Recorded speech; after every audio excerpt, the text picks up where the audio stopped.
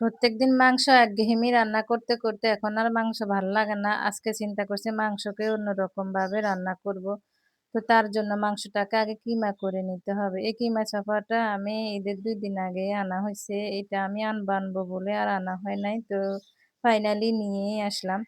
তো আমি এই রেসিপিটা যে পেজ থেকে কিমা চাপা নিয়েছি ওনার কাছ থেকে এই রান্নার রেসিপিটাও আমি শিখেছি। তো আমি এখানে প্রায় ১ কেজির মতো মাংস কিমা করে নিয়েছি।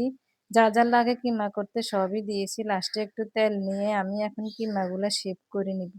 আসলে এটা আমি কিমা করে ভুনা করছি ওইটা রান্না মানে ভিডিওতে দেখাই নাই। শুধু কিভাবে আমি রান্নাটা করব কিংবা কিমা করছি সেটাই দেখাইছি। আর এই রান্নাটার নাম হচ্ছে বিফ কিমা কোপ্তা কারি আরকি।